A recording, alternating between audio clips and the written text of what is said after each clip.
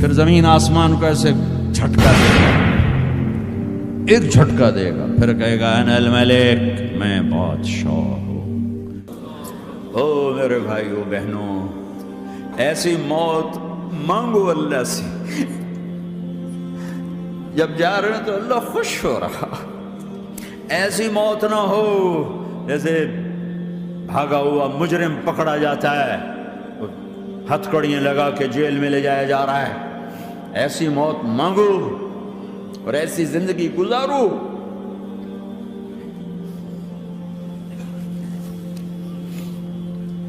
موت ہمارے لیے راحت ہے، اللہ خوش ہو رہا۔ جب سعد بن معاذ کا انتقال ہوا تو آپ نے فرمایا، میرے نبی نے فرمایا، سعد بن معاذ بڑے صحابہ میں ہیں، میرے نبی نے فرمایا کہ آج اللہ کا عرش خوشی سے جھوم اٹھا ہے، چونکہ وہاں تو جا رہے ہیں نا، یہاں سے نکلنا ہے، وہاں تو پہنچنا ہے، وہاں تو خوشی ہے، یہاں غم ہے۔ تو ہم نے کہا، میرے نبی نے فرمایا کہ آج میرے اللہ کا عرش سعد کے پہنچنے پر خوشی میں جھوم اٹھا ہے۔ ایسی موت مانگو کہ اللہ کا عرش بھی خوشی سے جھومے، اللہ بھی خوش۔ کیا کر رہے ہو؟ کدھر جا رہے ہو؟ اس دھوکے کے گھر، اس مچھر کے پر، اس مکڑی کے جالے، اس دکھوں کے گھر، اس غموں کی دنیا میں کیا ڈھونڈتے ہو؟ جاؤ اللہ کو ڈھونڈو، جاؤ اس کے حبیب کو ڈھونڈو، پھر جاؤ مزے کی زندگی یہاں گزارو، مزے کی نیند قبر میں پوری کرو، اور جنت میں ہمیشہ کی راحتوں کے مالک بن جاؤ۔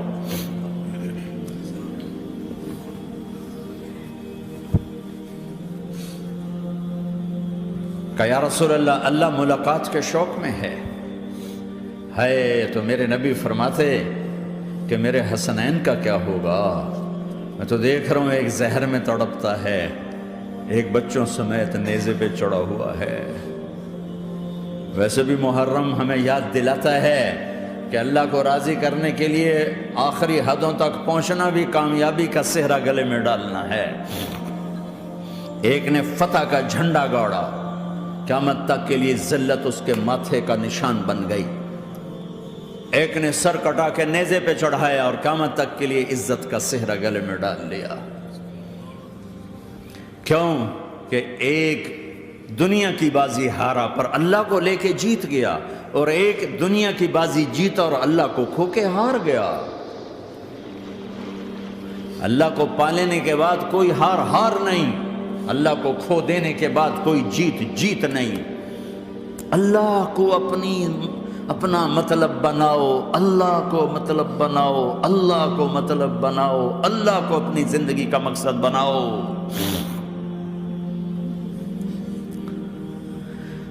جبریل واپس جاؤ اور اللہ سے پوچھ کے آؤ، میرے بعد میری امت کے ساتھ کیا کرے گی؟ ہائے واہ یا رسول اللہ۔ ہر کوئی اپنے بچوں کے لیے پریشان ہوتا ہے کہ میرے بچوں کا کیا بنے گا۔ آپ کہہ رہے ہیں میری امت کے ساتھ کیا کرے گا میرا اللہ؟ جاؤ اللہ سے پوچھ کے میں پھر جواب دوں گا۔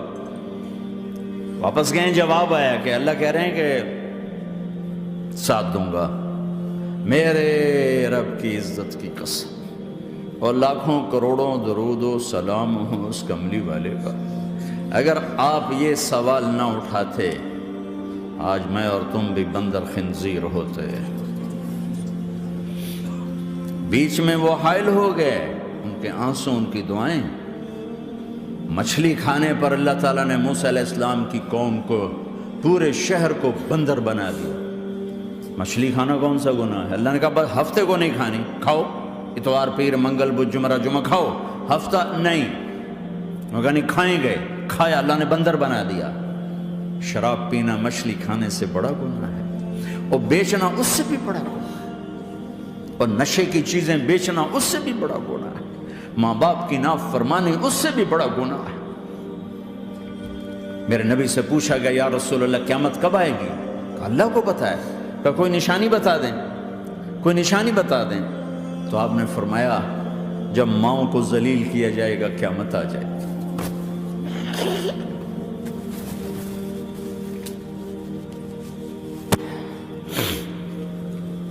یہ تو اس کی دعائیں ہیں، بیچ میں آ کے کھڑی ہو جاتی ہیں۔ اللہ تعالیٰ نے کسی کو بندر بنایا، کسی کو خنزیر بنایا، کسی کو زمین میں دھسایا، کسی کو پانیوں میں بہایا، کسی کو ہواؤں سے اڑایا، کسی پر آگ کو برسایا، کسی پر بجلیوں کی چمک کو سے ان کو راکھ کیا۔ کب میرے رب نے کیا کچھ نہیں کیا۔ وَكَمْ أَهْلَكْنَا مِنَ الْقُرُونِ مِنْ بَعْدِ نُوحٍ وَكَفَى بِرَبِّكَ بِذُنُوبِ عِبَادِهِ خَبِيرًا بَصِيرًا۔ کیا کچھ نہیں ہوا، ہمارے ساتھ وہ کچھ کیوں نہیں ہوا کہ وہ کملی والے کی دعائیں ہیں، دعائیں ہیں، دعائیں ہیں، رونا دھونا ہے، امتی امتی۔ اچھا چلو یہ تو دنیا ہو گئی، آپ نے یاد رکھا میدان معاشر میں میرے نبی نے فرمایا جب جہنم کو لایا جائے گا اور ایک چیخ مارے گی، کوئی کسی کو یاد نہیں کرے گا، سب بھول جائیں گے۔ ہر ایک کی زبان کے آپ نے مشہور لفظ سنا ہوگا، نفسی نفسی۔ جب جہنم آئے گی تو ایک چیخ مارے گی، وہ کئی بلین فرشتے اس کو پکڑ کے لا رہے ہوں گے، اور وہ ان کے ہاتھوں سے نکل رہی ہوگی، اور اس کی آگ کے شعلے اور اس کا دھواں اور اس کی چیخ اور اس کی آواز۔ تو جب وہ قریب آئے گی تو اس کے آواز پر سارے مرد عورت زمین پر گریں گے اور سب کہیں گے یا رب نفسی نفسی، یا رب نفسی نفسی، یا رب نفسی نفسی۔ یا اللہ میری جان، میری جان، ماں نہیں، ابا نہیں، بیوی نہیں، بچے نہیں، بھائی نہیں، میری جان۔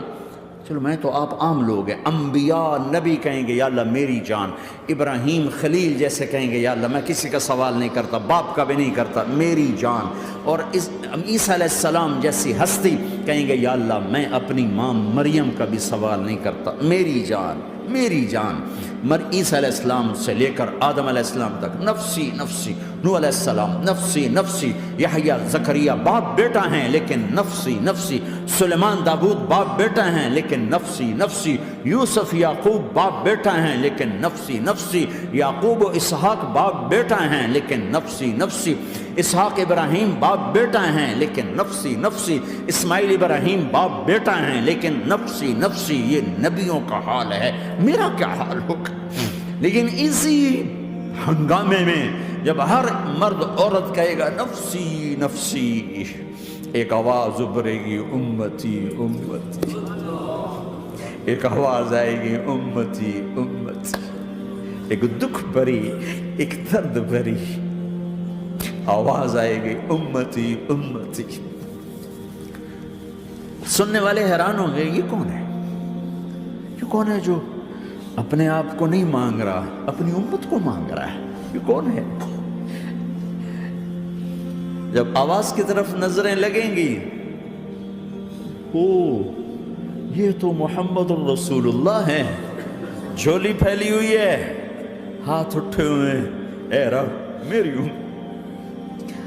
کون سی امت ساری زندگی شراب بیچتے رہے، کون سی امت ساری زندگی ڈرگز بیچتے رہے، کون سی امت ساری زندگی زنا کرتے رہے، کون سی امت ساری زندگی ظلم و ستم کے پہاڑ توڑتے رہے، ساری زندگی جوا کھیلتے رہے۔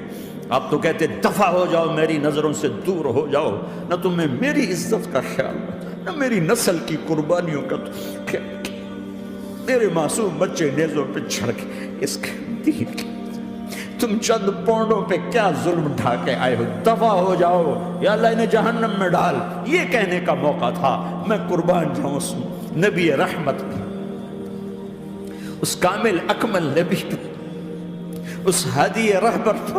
میں کہاں سے الفاظ لوں ان کی تعریف کے لیے؟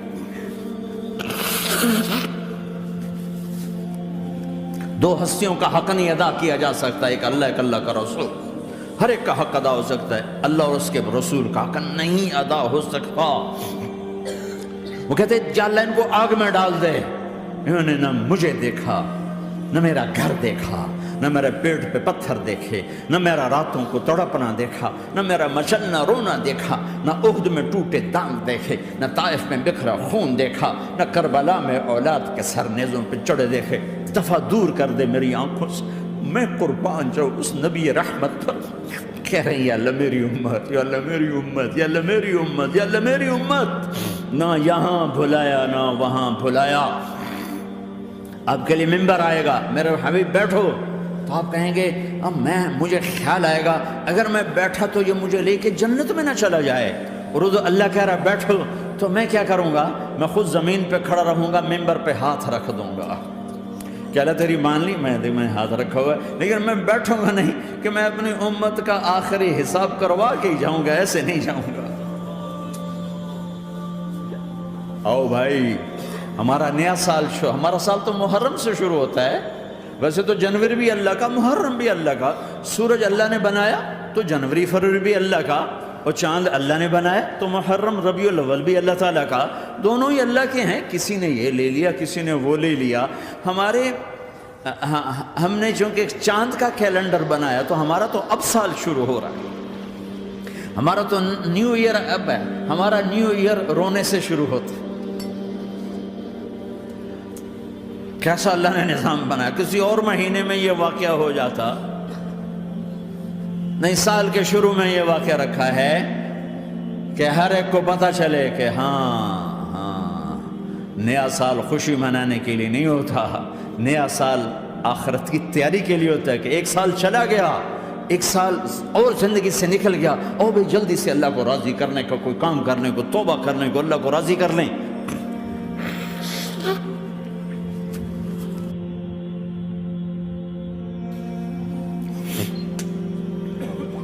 لیکن آپ کیا کہہ رہے ہیں؟ یا رب امتی امتی، یا رب امتی امتی، یا اللہ میری امت، یا اللہ میری امت، یا اللہ میری امت۔ اور ایسی شفقت و محبت آپ کہیں گے یا اللہ یہ میری امت کا حساب میرے حوالے کر، میں لوں گا، تو نہ لے، میں لوں۔ تو اللہ تعالیٰ فرمائیں گے آپ کیوں لینا چاہتے؟ کہیں گے میں اس لیے لینا چاہتا ہوں کہ ان کے جتنے عیب ثواب ہیں نا وہ کسی کو پتہ نہ چلے، تو میرے سامنے آ جائیں تو ان کو شرمندہ نہ ہونا پڑے، تو میں قربان جاؤں۔ پھر وہ رب محمد ہے، اس نے اپنے حبیب کی لاج رکھنی ہے، وہ کہیں گے میرے محبوب اگر آپ ان کا حساب لیں گے اور آپ ان کے گناہ دیکھیں گے تو پھر ان کو آپ سے تو بڑی شرم آئے گی، نہیں میں آپ کو بھی نہیں دیتا، میں ان کا حساب پردے کے پیچھے لوں گا، کسی کو پتہ نہیں چلنے دوں گا۔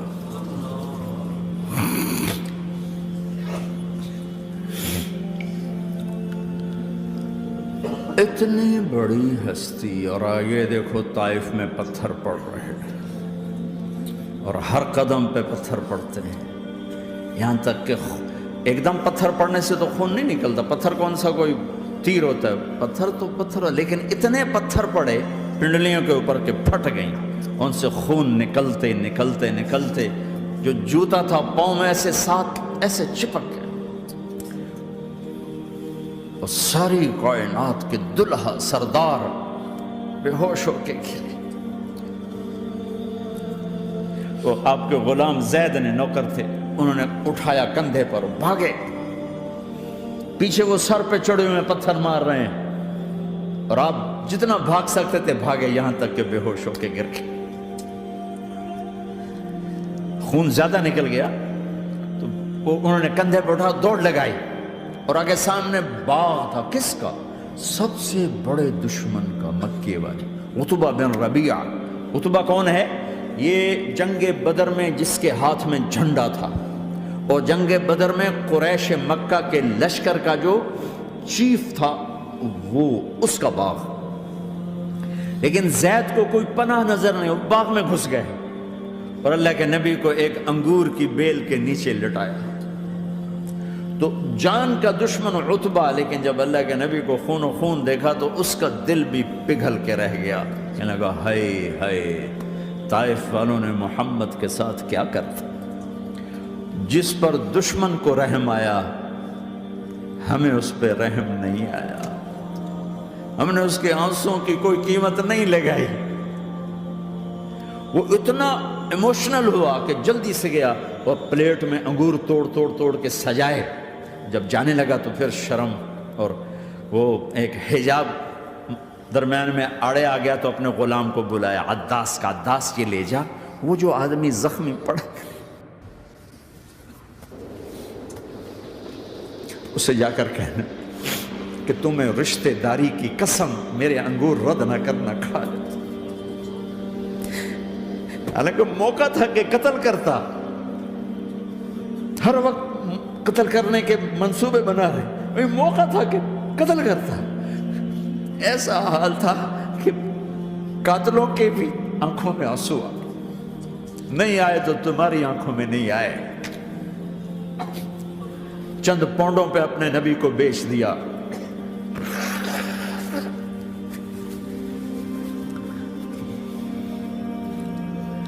کہنے لگا عداس یہ لے جا۔ وہ جو آدمی لیٹر پڑا، اسے کہنا تو میں رشتہ داری کی قسم دیتا ہوں میرے انگور رد نہ کرنا، کھا۔ عداس آئے اور آ کر انگور پیش کیے، تو اب آپ نے ایک انگور اٹھا کر بسم اللہ۔ تو عداس کہنے لگا یہ لفظ یہاں تو لوگ نہیں بولتے۔ آپ نے پوچھا تو کہاں کا ہے؟ کہا میں نینوا کا ہوں۔ اچھا، میرے بھائی یونس کے شہر کا، یونس علیہ السلام۔ وہ کہنے لگا ما ادراک ما یونس، آپ کو یونس کا کیسے پتا ہے؟ تو آپ نے فرمایا میں اللہ کا نبی ہوں، وہ بھی اللہ کا نبی تھا۔ تو عداس نے ایک دم آپ کے پاؤں پکڑے اور چومنا شروع کیا اور کلمہ پڑھ لیا، تو آپ اپنے سارے زخم بھول گئے۔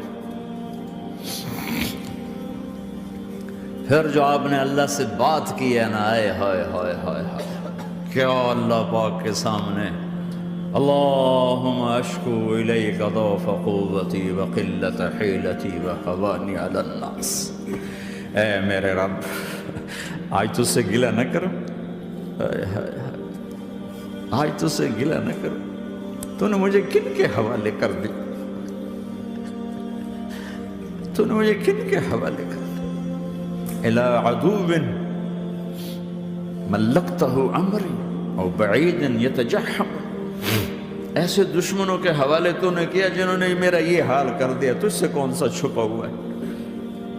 ساتوں آسمان لرز گئے، عرش کانپ اٹھا، اور جبریل فرشتے کو لے کر ایک سیکنڈ کے کروڑویں حصے میں حاضر، یا رسول اللہ حکم فرمائیں اطبق علیہم الاخشبین، یہ دو پہاڑ اٹھاؤں گا اور یوں ایسے چکی کی طرح یوں کر دوں گا۔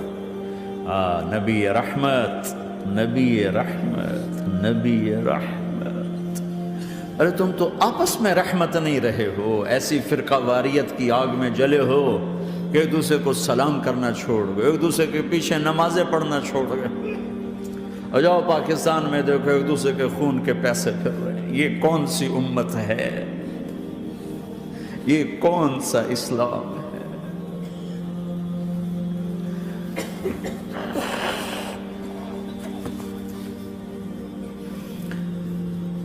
حضرت عائشہ نے پوچھا یا رسول اللہ آپ کو سب سے زیادہ تکلیف کہاں پہنچی؟ کہا طائف میں، طائف میں۔ 23 برس میں سب سے زیادہ تکلیف کہاں پہنچی؟ فرمایا طائف میں۔ جنہوں نے اتنی زیادہ تکلیف پہنچائی تو ان سے بدلہ لینے کا وقت آ گیا ہے، اور فرشتہ حاضر ہے، اللہ کی منشا شامل ہے، کر دوں؟ کہا نہیں، یہ نہ صحیح، ان کی نسل میں شاید کوئی ایمان لے آئے، لعل اللہ ان یخرج من اصلابہم من یوحد اللہ۔ یہ نہیں تو ان کی نسل ہی شاید کلمہ پڑھ جائے۔ میں عذاب دلانے نہیں آیا، میں تو رحمت بن کر آیا ہوں۔ ما بعثت لعانا، میں لان تان کرنے نہیں آیا، انما بعثت رحمتا، میں تو رحمت بن کے آیا۔ اب ممبر پہ بیٹھنے والے لانتیں برسا رہے ہیں اپنوں پر۔